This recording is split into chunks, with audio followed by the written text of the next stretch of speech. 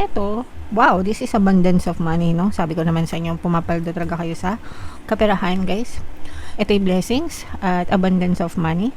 Kaya kayo pumapaldo, guys, sa kaperahan dahil sa inyong good karma, no?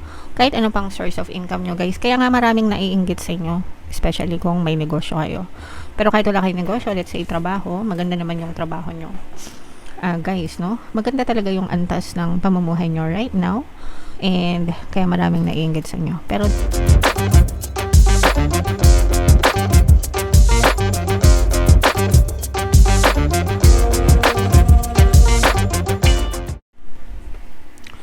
hello guys, hello Cancer, welcome back to Pinoy Pixie Tarot. Ang pamagat ng episode natin for tonight is full moon kapalaran para ngayong March to April para sa Cancer, Sun, Moon, Rising sign and Venus. So unahin natin tong deck na to, guys.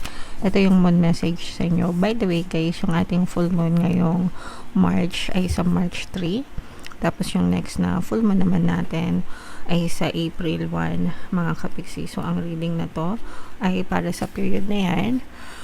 Yung full moon din natin ngayon ay ang pamagat ay warm moon.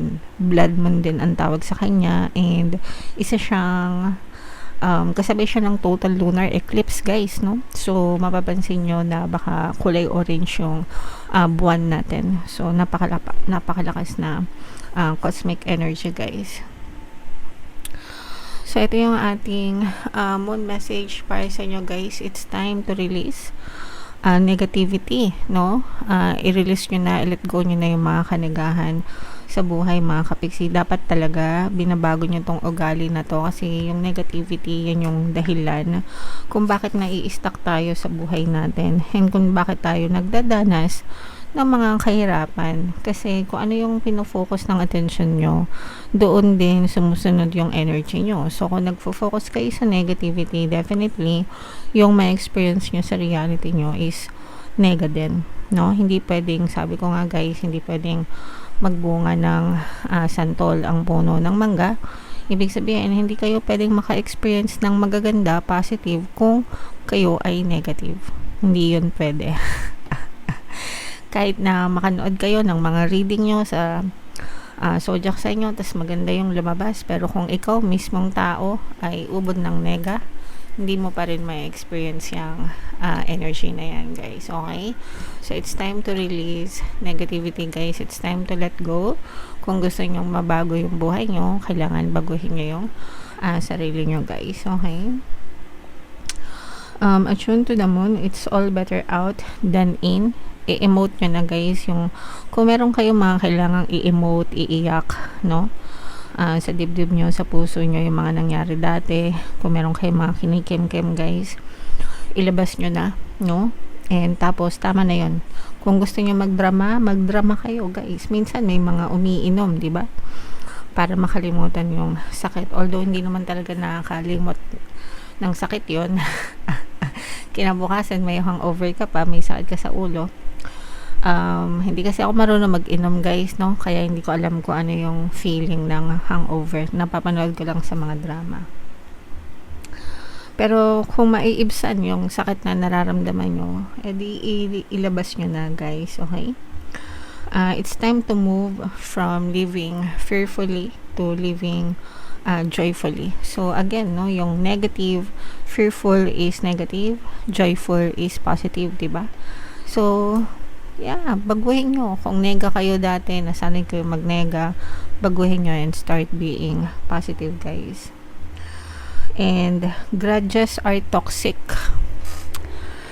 Let something go. Yung mga grudges, yung mga negative emotions, guys, no, galit, anger, hatred, resentment, grudges, yan, kailangan nyo yung i-let go, ilabas, kasi kapag naipon yan sa puso nyo, parang lason yan, guys, no? Unti-unti kayong papatayin yan, guys. Pinapatay yung kaligayahan nyo, yung kasaganaan nyo, yung katahimikan nyo, yung kapayapaan nyo. Yan yung pinapatay nyan, guys, no? So you have to let go. Kailangan magkaroon ng forgiveness.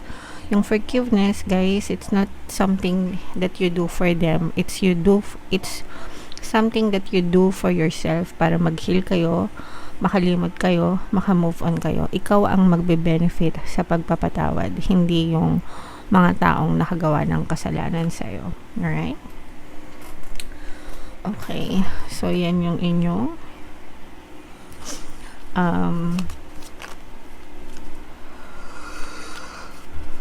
moon message. Ito naman guys ay sa love, no? Tingnan naman natin yung mga mensahe sa inyo ng inyong person, guys.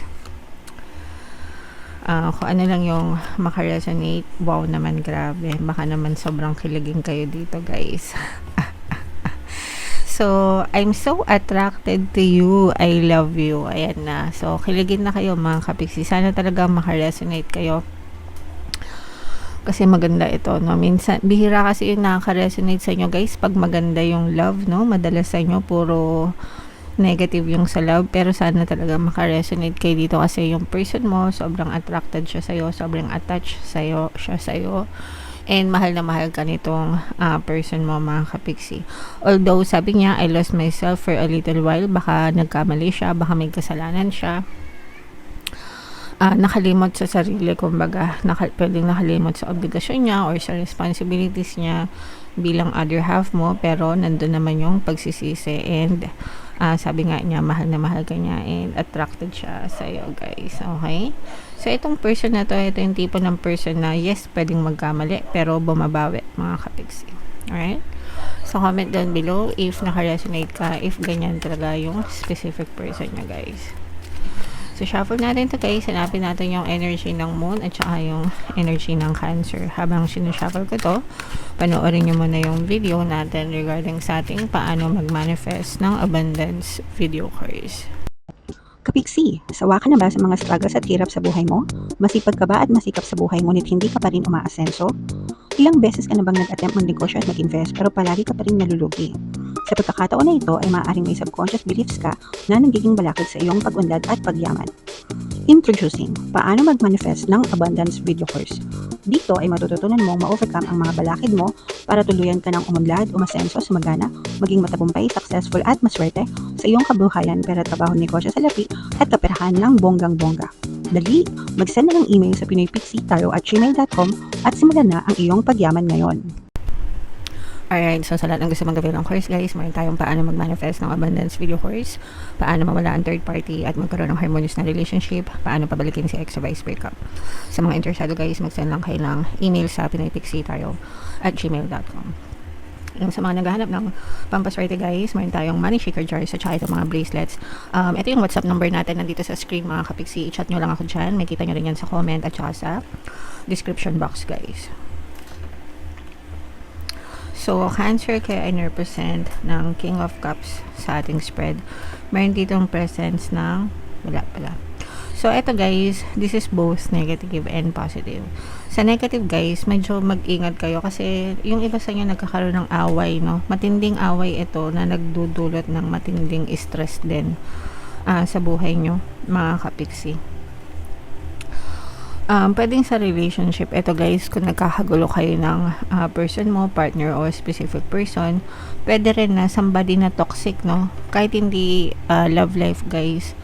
Pero itong person na to parang masyadong pinapahirapan ka, tawag dito, inaabuso ka, yun, no? For some of you, parang inaabuso kayo nitong person na to. Pwedeng kamag-anak mo, kapamilya mo, pwedeng kaibigan mo rin na parang very manipulative, narcissistic na ugali. Pwedeng sa trabaho din, guys. Yung sa trabaho, feeling ko, if ever man na sa trabaho ito, mga kapiksi, parang somebody na mataas yung posisyon, no? Pwedeng mas mataas sa'yo, pwedeng boss mo or colleague mo na mas mataas yung posisyon sa'yo. And parang binubuli ka. Yung iba naman, guys, lalo na kung may negosyo kayo, maraming naiinggit sa inyo. Lalo na kung super pumapaldo yung business nyo, guys, kasi ayaw nila na umaangat ka. Maraming naiinggit sa inyo, guys, kaya pwedeng may mga nagpapalipad hangin or sinisiraan kayo. Kunwari may tindahan kayo, competitor, ganyan. Kunwari sa neighborhood nyo, may tindahan ka, tapos may tindahan yung kapitbahay mo. sinisiraan niya yung tindahan mo para sa'yo bumili. Ganon, no? Ayaw nila na may competition. Nag-ano sila, naiinggit sila sa success mo, guys. Okay? So, kung wala naman kayong ginagawang masama sa kanila,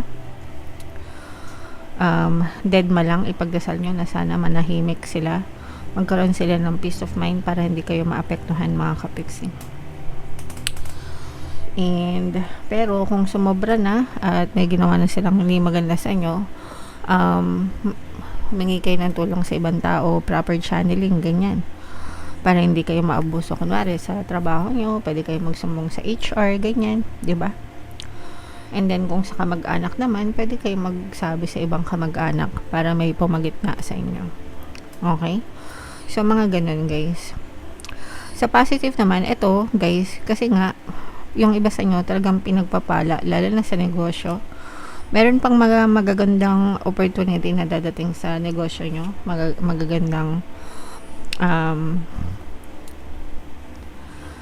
kontrata, transaction, deal, especially sa business, guys, no? Kung may mga business na kayo, guys, pwede pa itong mag-expand.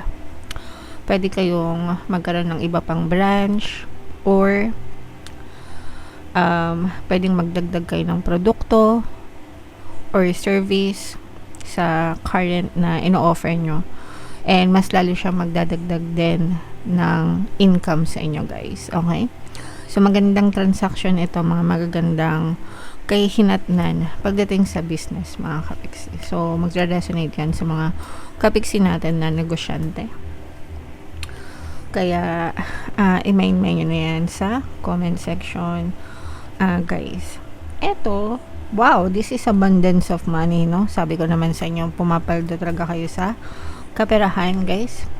Ito yung blessings at abundance of money. Kaya kayo pumapaldo, guys, sa kaperahan dahil sa inyong good karma, no? Kahit ano pang source of income nyo, guys. Kaya nga maraming naiinggit sa inyo, especially kung may negosyo kayo.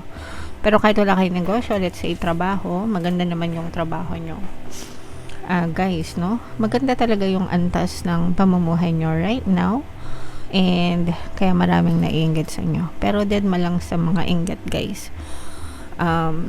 Basta wala kayong inaapakan na ibang tao. So, blessings, pagpapala, kasaganaan, this is financial ability, financial security, and stability, and abundance of money, and good karma. So, itong tatlong energies na to, guys, i-main-main nyo yan sa comment section.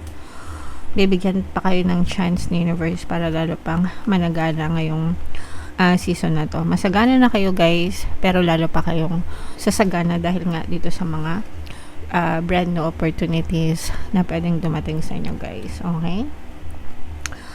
Alright. So, yeah. Comment down below, Cancer, if naka-resonate kayo dyan. And i-main-main nyo na yan sa comment section. Ito yung ating 2026 kapalaran, guys. Ito naman yung ating success stories ng paano mag-manifest ng abundance video course. Panoorin nyo to, guys, tungkol sa ating money shaker jars. Thank you for liking, sharing, and subscribing. See you next time. I love you all. Have a nice day. Bye-bye.